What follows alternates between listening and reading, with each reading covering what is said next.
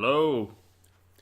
Welcome to Chapter 7 of our Stranger Things Season 2 commentary. This one is called The Lost Sister. I wonder who that's talking about. And this one has seemed to have been a point of contention within a lot of people this season. This is the only... a lot of people kind of consider this one the extra episode, if you will, given that Season 1 was 8 episodes and this one was a noticeable 9. Yeah. And this episode is the only one that kind of, in essence, stands out or stands apart from the other ones, where the exception of a minor continuity error of 11 getting a different look, wardrobe-wise, you could almost skip over it. Yeah. And you really wouldn't miss it, because it is these moments here that are referred back to, but not the events that make up the bulk of the episode. Now, again, I know it's like I said, a lot of people said they didn't like this episode. We actually know some people who actually really like this episode. One of our friends, Chris, who actually does a lot of the kaiju commentary episodes with us, actually really likes this episode, and he had gotten to it before we did, and he was asking us if we had seen it yet, and was really excited for us to. And after seeing it, we understood. We could understand why. And I guess for me, my opinion of it is that I really like this episode. I think it's a really good episode. It's really well done, and it's actually very interesting. My only, I don't want to say issue with it, it's not an issue, is that I just don't think it quite fits. And not because it's what it does is bad, or even kind of what it potentially reveals is bad. It's actually, again, everything in this episode is really interesting. It's well made, it's well written, it's well shot. I like the characters a lot that it introduces, but for a show like this, I kind of feel that Hawkins in and of itself is kind of a character. And I know we've gone outside of Hawkins a little bit here or there, but this episode she goes to like Chicago, and it really kind of steps outside of itself for a moment, and the events that take place in this episode have, for instance, no bearing on the plot at hand. So, for instance, when Nancy and Jonathan. Yeah, sorry, Jonathan go see that other guy. Yes, they leave Hawkins. They even show the sign leaving Hawkins, but it was still in relation to what is going on there. It was still on a mission to kind of take down the lab in Hawkins. This is more of Eleven's kind of personal journey, which again, it's very interesting, but the problem is we left off on an episode where monsters were crawling out of a pit that led to another dimension that were, at the risk of basically taking over the whole town. So I kind of feel like right now we're kind of like, that's happening right now, basically. Mm-hmm. And for us, it's kind of like, okay, well, as personal as this is for her, there are more pressing matters. Well, again, I think in terms of the timeline, this is actually happening a little bit before that. Yeah, that's true. But So. but the problem, then I think it would have maybe worked better if this episode came before. Mm-hmm. But again, it's not, and I say all that not because I want people to think I don't like this episode. I know some people have been saying they just don't like the episode, and I don't share that view. I think it's a really cool episode. The characters you're going to meet, we get to finally see more of number 8, who we got a very small glimpse of in the beginning. Yeah. Here she is now. I like her as a character. I like all her little band of miscreants. It kind of feels a little bit like an 80s anime, the way they're all kind of super stylized and very kind of over the top, and they kind of represent like, the other party, so to speak. Each person in the group is kind of like, a different kind of character in the party. You have one guy who's basically like the tank, one person who's like, the thief, the other person is like the assassin, and I like all that. For me, this almost feels like a Stranger Things special. Yeah. Like, 11's been gone. I think it's okay. We see all the stuff that she's going when she finds her mom, her aunt, and all that, and reconnects. And I kind of feel like, okay, in between season 2 and 3. Little bitch stole my money. I know, right? It kind of been like, all right, not to milk the franchise, but okay, a little something to kind of hold people over between. Here's this little side story that, she did while she was there. That way, if you like it, you like it. And if you don't, you just don't have to, But I mean, I like the character of Eight or a lot. Huh, I like that there. I never noticed that till just now. Oh, you didn't notice that last time? No, no, I didn't. I mean, I saw the channel 8 news or whatever. But I didn't Put it make together. the yeah, no, no. But again, I kind of feel like everything that's introduced should be introduced within Hawkins, within the main. Because again, I kind of feel when you have stories like this, the location is a character in itself, and I understand they want to expand upon. And I understand too that. Well, and I think I even read something that said after the fact, the Duffer Brothers was like, yeah, we understand it really does stand out from the rest of the season, but they wanted to try doing new stuff too. They didn't want to just keep doing the same Oh, stuff. and I completely understand. And ultimately, it doesn't matter what you, me, or anyone thinks. Stranger Things is it's their thing. Ultimately, as creative individuals, they have the right to kind of do whatever they want. It's theirs, and they have to be able to express themselves freely. And it is because they've been allowed to express themselves freely that we've had this, Stranger Things exist. And again, like I said, I don't dislike this episode. I really, really like it. But I like it on its own. Mm-hmm. When I watch it within the context of the whole season, it feels like... Again, especially because we just left off with the lab getting... Yeah, again, maybe if she had taken off a little sooner, or maybe when she took off, they dedicated those 2 episodes to her, like the first one with her, when she finds her mom, and then instead jump right to this one. That way it kind of feels like this continuous journey with 11. And then when it's done, it's done. You know what I mean? Yeah. I guess that's my thing. Because it feels like we keep jumping. By the way, I love this song. I know. But again, it feels like we're jumping all over the place. And I'm like, right now there are monsters crawling out of hell, basically. And I kind of feel like everything was coming to a head in the last episode. And then we just kind of hit pause on that and jump to this kind of journey of self-discovery for 11, which I understand is important to her as a character. And it is fascinating because she's like probably my favorite character, to be honest. I mean, I love Dustin, don't get me wrong, but... Well, yeah, I think Elle is everyone's Oh, favorite. yeah. Oh, hang on. Big deal cameo right there. And I say that just as his name slipped my mind. And I'm going to look it up right now because I'll feel like a douchebag if I don't. Crap, I just had his name. He was the producer or the CEO of Legendary Pictures. This is a studio that is doing Godzilla, Pacific Rim. Thomas Tull is his name. He's the reason why we have the MonsterVerse, and the reason why Godzilla is going to fight King Kong in 2020. And I'm sure he was part of the casting too for Godzilla, which Millie Bobby Brown will be in. So I wonder if that's why maybe and they're shooting it in Atlanta, and I know they shoot Stranger Things in Atlanta, in and around Atlanta, which means right here Chicago is actually being shot in Atlanta. So more than likely, he was there because of Godzilla, and they had him do a little cameo. So he, the man is worth more money than this whole show, basically, just to put that in perspective. Yeah. So I really, really hope he did that cameo pro bono, because otherwise I don't think they could afford him. I mean, Stranger Things is popular, but it's not that popular. But anyway, I'm not going to shit on, try to sound like I'm shit on this whole episode. Basically, again, I like everything about this episode, start to finish. I just think, if anything, it comes in a little too late.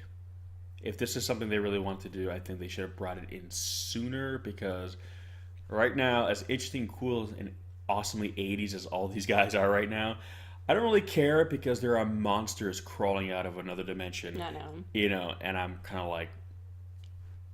But anyway, regardless, that's all I'm going to say about that. Now on to about the stuff we like about this episode, which is everything. I love how, like, kind of over the top these guys are. Mm-hmm. Especially in the 80s, the punk scene was really burgeoning in the U.S.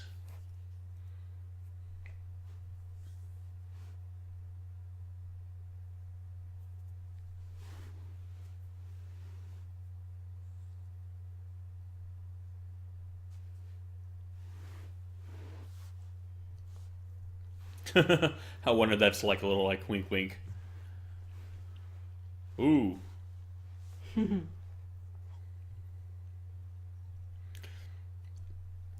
So right off the bat, we're seeing the illusions again. So we know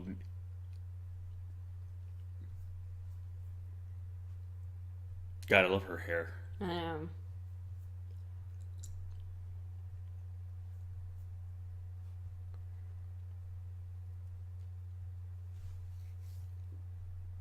Again, I was always kind of curious how they were gonna play this, like how. And also too, like because again, she's clearly older than Mm-hmm. 11, but I was trying to figure because I guess in that flashback, the quick little glimpse we got, like the little girl that's supposed to be 11 was younger. Ooh, there we go. That guy's huge, by the way. Wait till you see him with like his less layers on. He's like that massive. Yeah.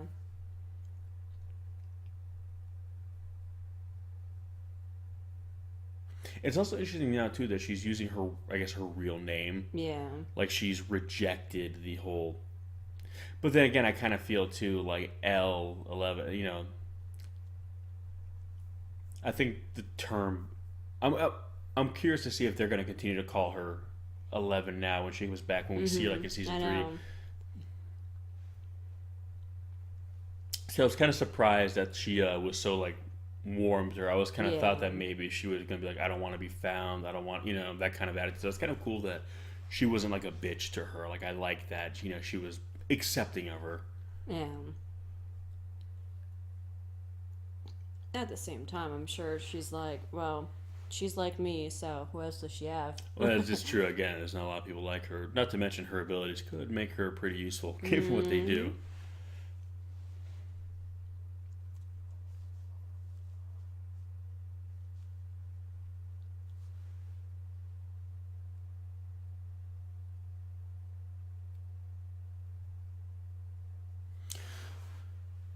So again, I think right now she's kind of. It's one of those things where L or Jane. I'm not quite sure what we're supposed to call her now. I'm gonna call her L because again, or 11 because everyone else still calls her that. And I Yeah. think at this point for them and her, it's kind of like a term of endearment. You know what I mean? Well, and I think it's almost.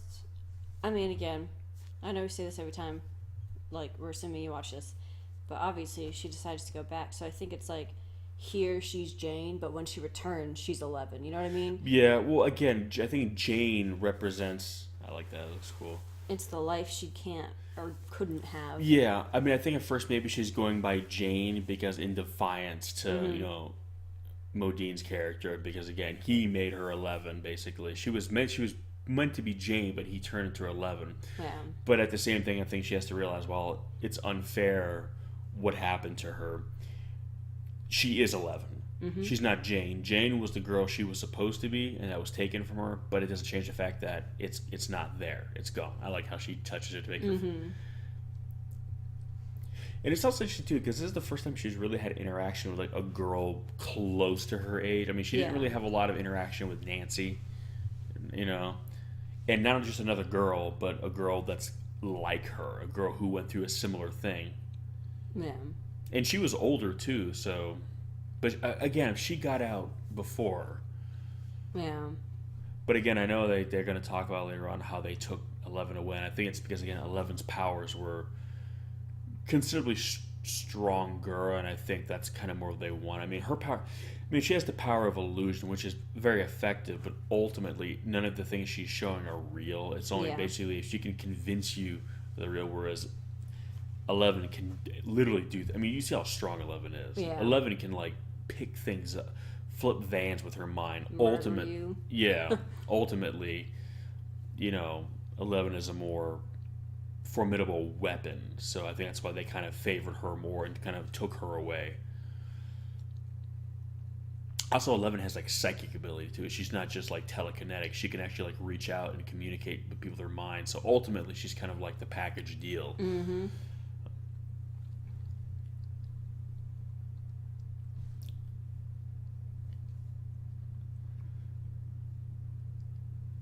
By the way, I like how their little hideout wasn't locked. I mean, I guess if it was, she would have, gotten in anyways. But I always wonder how they do stuff like this when it's like, okay, how do you just pick a warehouse and just set up shop? I mean, property would be owned by somebody. I mean, Yeah. well, even if like no one owns it, the city owns it. So it's kind of like, I mean, I guess it's like squatting. It's like, well, if nobody ever comes by and looks at it, then it's. again, it makes for a better like setup for the show. But realistically, these guys would be holed up at some shitty apartment somewhere, someplace really nondescript. Mm-hmm. But it's cool. But I love how '80s they all look. I mean, it's kind of one of those things I'm looking at. I'm like, would it be so terrible if the '80s fashion came back? I don't know. I'm looking at all these guys. I'm like, hell yeah, I get behind that. Kind of get the big. Her hair looks like Gem's hair. Yeah. Gem in the holograms, the real Gem in the holograms, not that weird movie they made. Like Yeah, we don't talk about that. Yeah, we don't. No, nobody talks about that actually, because nobody saw that actually.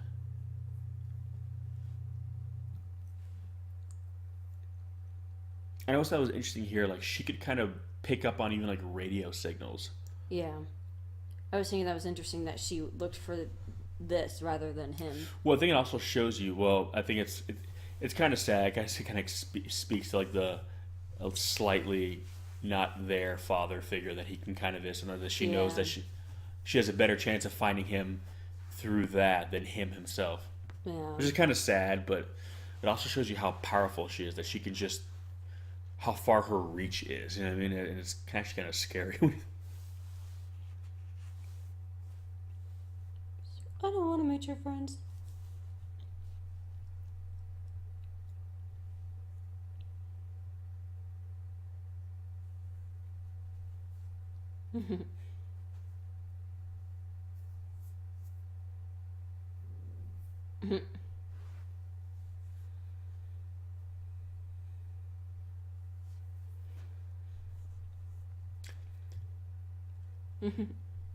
It's so funny too because he's actually not that tall, but he's massive. Honestly, he's probably a power lifter. And if you look at a lot of like power lifters, they're not very tall, but they are literally as tall as some people are, but like sideways. Yeah. But see, I like this. This is like again going for like the D&D thing. This is the party. Mm-hmm.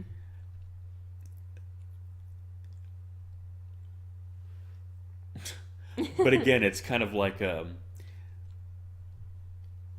they're kind of like more like the bad boy party, you know what I mean? But again, I like how they all have like very specific roles. But in their case, their roles are more like because they're older, their roles are more like literal. Like they literally do, you know what I mean? See, I'm like, how did you guys get these? Or did they take them from the other people that they killed already? I think so. Yeah, it's like they're basically like trophies. Mm-hmm.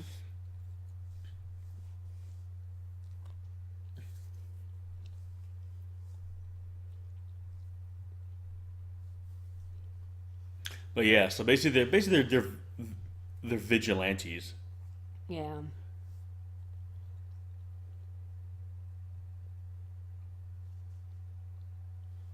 She's killed a fuck ton of people.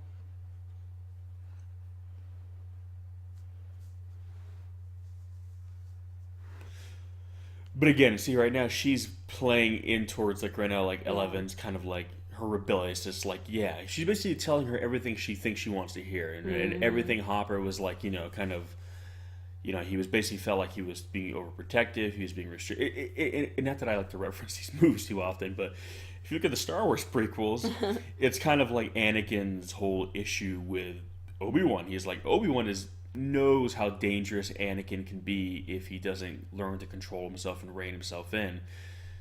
But to Anakin, he's being overprotective. He's smothering me. Yeah. Well, basically, it's one extreme to the other. Yeah, exactly. But where this differs from she's kind of like her Palpatine basically. She's there basically saying, no, you can do all these things you want to do. You go ahead and do it. You go ahead and don't let anyone stop you. So right off the bat, she comes across as very kind of attractive to 11 because she's feeding in to everything she wants. Yeah. But unlike Anakin, I think 11 is going to come to kind of a different conclusion. She's going to realize that just because you want it doesn't mean you should have it, and just because someone's telling you you shouldn't have the thing you want doesn't make them wrong. Yeah, and again,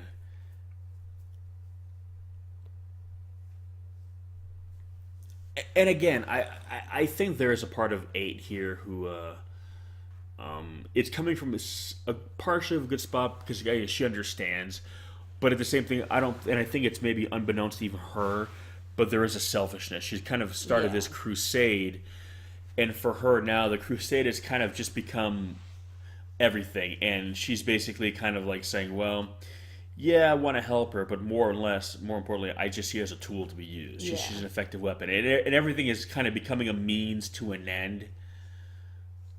And ultimately, why it seems like she's helping Eleven, and she is. She's making her stronger, but ultimately, she's not really doing it for It's kind Eleven. of the irony too, because usually it's always, don't use your anger to, channel your powers, but that's exactly what she's telling her to do. Well, yeah, it's the big surprise that Duffer Brothers are probably Star Wars Yeah. fans. But again, it's the light and dark. Yeah, your anger can make you stronger in the moment, but it weakens you in the long run because you kind of lose yourself into it. Yeah. So that's that's the thing. It's like, yeah, she's physically stronger, but stronger how? Yeah. You're basically becoming a more effective weapon, which is what the government wanted you. So in a weird way, you're not really rebelling against those who made you. You are becoming more of the thing that they made you, and that's what Hopper was trying to say. It's like, yes, you have these abilities, but if you just keep focusing on becoming stronger, stronger, stronger, stronger, you're not going to really be who you are. It's like you need to be more than just your abilities. Your abilities are something you can do. Jane or Eleven or whoever is who you are with or without those abilities. Like if you suddenly lost your abilities one day, who would you be? Would you Yeah. even know? So if you define your whole existence by being strengthening your abilities, that's all you ever will be. It's just these things, and therefore all you are is a weapon, and that's all they ever wanted you to be. Where Hopper wants you to be a girl. Yeah. He wants to be a young girl. You know what I mean? That's what he wants for you. And again, if she woke up one morning and couldn't do what she does anymore, Hopper wouldn't get rid of her. Yeah. He wouldn't, have no interest in her because he doesn't care about that. In fact, I honestly think Hopper would like it better if she lost her powers I know. because So again, it's interesting, but again, I think 11, yeah, she kind of had to kind of experience it. So like I said, I don't dislike this episode, and actually, the more that I watch it now, the more that I talk about, it, the more I actually realize I really like this episode a lot. It's just the timing of it, because it kind of feels like we hit pause on the main story. I kind of feel maybe this would have been a bit, for me anyway, it could have been woven in better if they maybe like waited till like season 3, kind of show the flashbacks of with Eleven's mom, where you see the girl, and maybe that's how you learn that there was another girl. Don't show her as an adult. Just kind of be like, oh wait a minute, there was another one. Who is she? And then have season 3 maybe have there's a new exchange student in school, a badass girl with pink, Well, purple I hair. already think, and I know we talked about this before. I already kind of feel like they shouldn't have shown that in the very beginning. By the way, if the if the blonde wig was and dress was last year's Halloween costume, this is the new one, right? Oh yeah, Again, I love all of this, but yeah, it's like you were saying, yeah. But I mean, I think eight's coming back. In fact, I know she's Yeah. coming back. So no, especially at the end of this episode, you can kind of yeah. tell. Well, I kind of get the sense that it's going to be because this is like the other party. You know what I mean? So I think it's going to ultimately end with like again they already said that they want to go for like 4 seasons total. And I think it's going to be one of those things where it's going to end with like all these groups coming together to kind of stop the big bad, which is cool. I like that. I just think maybe she could have maybe this whole thing could have been introduced in Hawkins. These guys kind of coming through town. Who are these outsiders? Hopper being a cop. I don't like these guys, and but and at the same time, Hopper being the dad. Who's this girl you're hanging? What I mean, that kind of thing, and Yeah. 11 being a little rebellious, that kind of. Well, and the thing is too. I mean, from Eleven's perspective, she's for better or for worse, been kind of stuck in that cabin for like a year. So not only did she rebel going to see Mike, now she literally just ran away. It's like the ultimate rebellion. Yeah. And again, I can understand her getting to her mom's and that, but again, you got to remember how closeted she's been. Like, Yeah. since she got to Chicago, I don't know. But again, like I said, I do like dig all this because these guys are so hardcore 80s. And I like this. She's like, motherfucking egos. Like, if there was a show about these guys, I would watch it. Yeah. Like, I don't, you know, when I first saw that she was going to Chicago and I could tell right away what they were going to do, I was like, oh crap! I don't really want to have to stop and, oh yeah, it's going to end well for you, buddy. I don't want to have to stop and like deal with a bunch of characters that I don't give a shit about while I wait to get. But again, I was so surprised by how much I like all these guys, even the guys that aren't so likable. But I like all this. I really really do. And this look is so awesome, and I want it to come back. So I do think it's kind of wrong of her, or I should say them. Jesus. I know, to take her on her first day there to do a big thing like this. I mean, I guess in terms of the narrative, you know, they want to make it happen, but I'm like, realistically, I'm like... Well, but again, I think this is trying to show you this, how 8 is, she's trying to come off as altruistic, impulsive. but it's selfish. Yeah. Ultimately, she sees 11 as a tool. Mm-hmm. Because, like you said, if she really kind of had this sisterly kind of affection for her, yeah, sure, she can be very useful. It's one of those things where once you want to kind of get a gauge, like maybe she doesn't want to go do this, but she's going to. Yeah, or maybe she's batshit crazy and you don't know that, and she flips. She could literally kill everyone right now if she wanted to. Like, she's... Again, they don't really know her that well. But I think it's kind of trying to show you that while 8 looks like she's very much in control, she's tough, she's basically, right now, Elle thinks she's the person that she wants to be. Like, here's another person like me, but she has her shit together. And that's how it looks at first. She's got her crew, she's got the awesome pink kind of hair, or purple hair. She, it looks like she's got it. But when you watch her actions, you realize she's kind of spastic. Mm-hmm. She doesn't really have her shit together.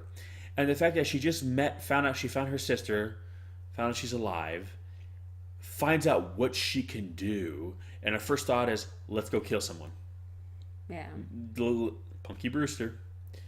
Let's not wait. Let's not vet her. Let's not just chill out with her, see how she is, see if she can handle it, da-da-da-da-da. That's what I mean. None they of just that. Jumped right in. Yeah, exactly. But I think that's very much by the design from the Duffer Brothers. They're trying to show you that this person that you think could be like her Obi-Wan. Yeah. No. This person is probably, honestly, more unhinged than 11. Because since she escaped, she's been running around with like these kind of people. Whereas at least 11 had Mike and the guys and, Hopper. God, look how big he is. Fucking Care Bear mask. I know.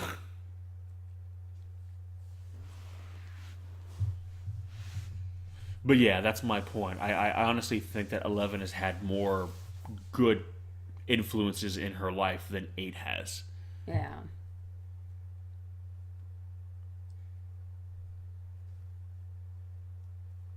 God. Yeah. It's like somewhere behind him there's a hallway, right?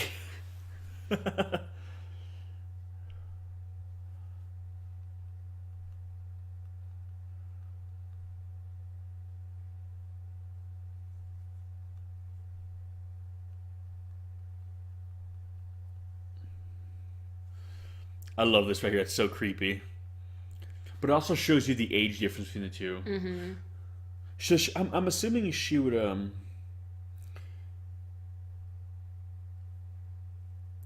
be a like teenager, right? Probably a late teenager, like high school. I would think so. I think she's probably at least 3 or 4 years older than 11. Yeah. I was guessing maybe 16-ish. Yeah, 16, 17.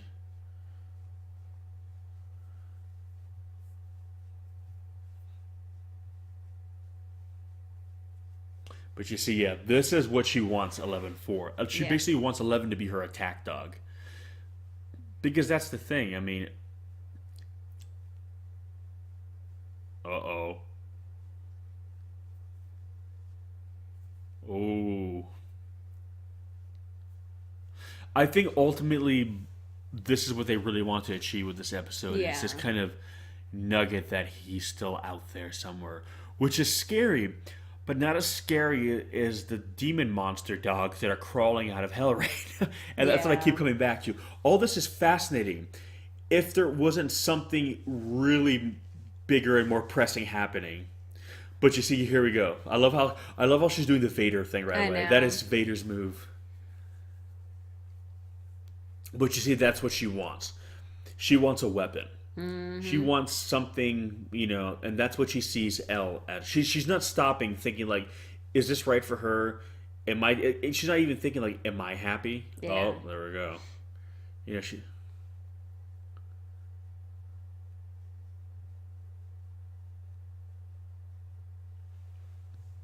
Yeah, so it's one of those things where she doesn't care what this might be doing to Elle. This girl, Elle has been through a lot, has gone through a lot, and she finally meets her. And what's the first thing she does is tries to turn into an assassin, basically. And that just goes to show you that everything she was doing to quote unquote try to help her was not that. She was twisting her, using her, and I think that's what Elle is going to kind of realize here is Yeah. that she may have a different kind of strategy, but what is the difference between her right here and Papa, for instance?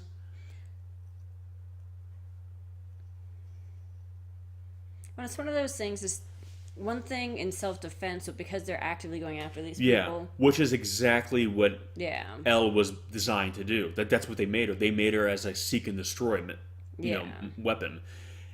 And here's this girl who's supposed to be her supposed to be kind of her liberation, her freedom, who's going to teach her how to be, who she's supposed to be, and all she's doing is teaching her how to be exactly what they were trying to make her. And I think she's going to realize that. Well, it's the thing. Look at her here. Like, so you basically went from listening to one person to now another, so to speak. Exactly, and she's scolding her for not doing it. Yeah. Basically, again, she's not as bad as the guy, or as Papa, obviously. But the reality is, now in retrospect, all that shit that Hopper was doing that pissed her off so much because don't do this, don't use your power, da da da, and you realize why, because look what using her powers kind of indiscriminately does. Look what that makes her. It makes her a weapon. And Hopper was trying to prevent her from being that. So when she said, you're just like Papa, it's like, no, I'm not, because I'm trying to make you the opposite of what he wanted to make you. And I think now it's starting to kind of Yeah. set in. She's realizing that, yeah. By the way, I like the spiritual advisor sign in the back. I'm sure that's not there by accident. Oh, I know.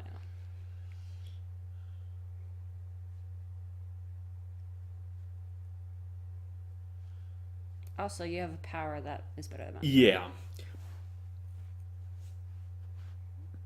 But again, listen to what she's saying. It sounds good, but if remember how Papa would do it, like he would be strict on her, and then what would he do? He would turn around and say, "I love you." He would do the good cop, bad cop. When the bad cop wasn't working, when punishment, putting her in a solitary wasn't working, he would turn around and be nice. And it's manipulative. And I think for him it was purely evil and just Yeah. using it. I think for her, she legitimately thinks that's what she's doing, and I think maybe that's her intention. But I think by this point, 8 has gone down this road for so long that whether she means to or not, her kind of motivations always get in the way. So she could have the best intentions at heart, like she could legitimately want to be helping 11, but without her even realizing, her motives seep in. You know what I mean? And before she knows it, she's ordering Elle to kill people. She's ordering her, basically to be part of a hit squad. And that's not what it started out. But in her mind, that's the only way for them to be free. But again, the irony is, they're being exactly what they were made to be. And I like how she's. This is extra shitty of 8, though. And that's my point. It's like, really? Why show her this? Because she knows it's a trigger. And that goes to show you means to an end.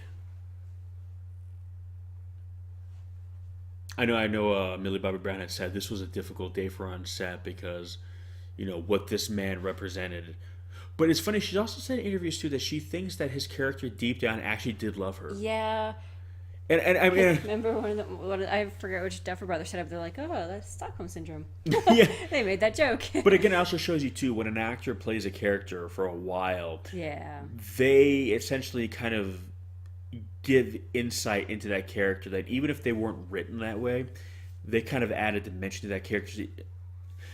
But yeah, so even if the Duffer Brothers didn't mean for that to be the case, it's kind of like how Millie Bobby Brown plays a character. Maybe that is how she interpreted her relationship with him. Well, and I think it's one of those things where you can hate them but love them at the same time. I mean, it kind of is Stockholm syndrome, but for her, that was the only person that showed her affection, but he also was cruel. So yeah, I think in terms of, because she didn't know what a relationship or a father-daughter relationship was supposed to be. But at the same time, he did but maybe you could say the same thing too about him. He didn't know what a father-daughter relationship was supposed to be. Maybe she accepted him in a way for the same reason why he treated her the way he did. But it's still worse on his part, because at the end of the day, he was thinking the science, treating her more as an experiment. Oh, yeah, I'm not saying it's right, but I'm just saying maybe for him, yeah, that's all he knew too. That's the only way he knew how. He didn't know how to be a quote-unquote normal father, just the way Eleven didn't know how to quote-unquote recognize what a normal father should be.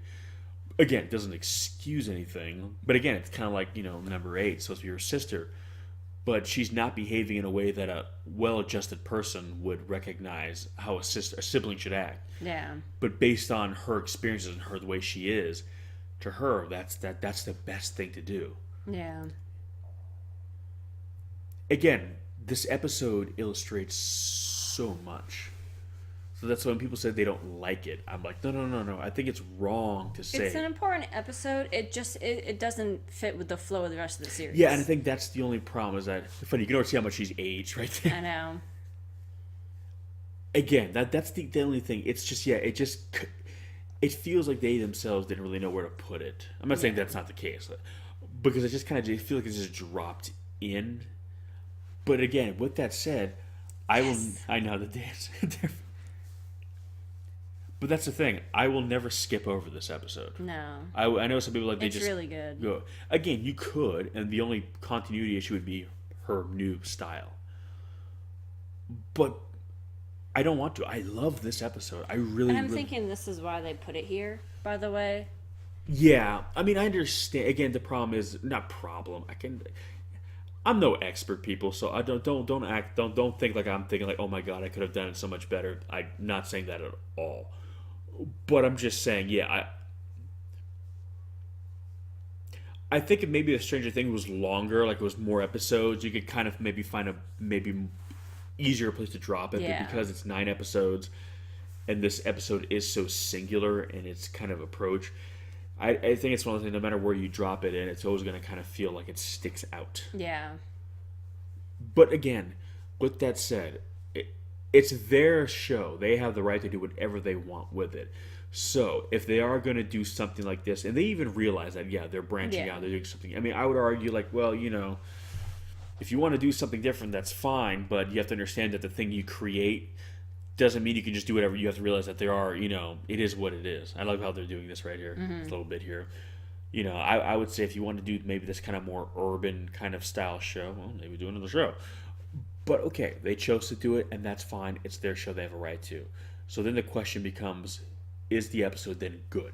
Is it at least good? Mm-hmm. As kind of jarring as it is in terms of its placement, is it good? And I think it's a great episode. I really, really do. Well, and I think it's one of those things where we are for sure going to see her, if not them, in the next season. Oh, I hope they all come back. I love all these guys. But, I think the thing is they're going to probably find 11. Yeah, so I think you're they're going going to have these big city badasses, essentially, in little old Hawkins. Yeah, and that's one of the reasons why I hope they all come back, too. Yeah. Because, you have Hawkins, you have this guy's the badass, this person this, and then you guys are going to have, the real badasses show up to town. Just seeing 11... and these guys are almost all adults. I mean, except for Kali, Yeah. And even then, she's still older. Yeah. As cool as this is, I'm like, wouldn't they be like, how the fuck? I guess that's the whole point. I don't know. That kind of, that's the look on the face I'm getting, It's not acceptance I'm seeing. But yeah, and again, none of them die, none of them get arrested. I think there's a purpose. I definitely think there's a plan for these characters. They're going to come back. And I think they're going to be kind of maybe some of the point of tension.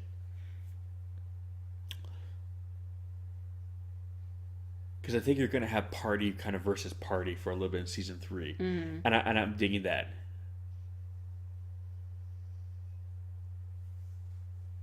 And I bet you anything she's going to transfer into the school. She's going to go like undercover. She's going to be in the school. And she's going to be the bad bitch in the school. You know what I mean?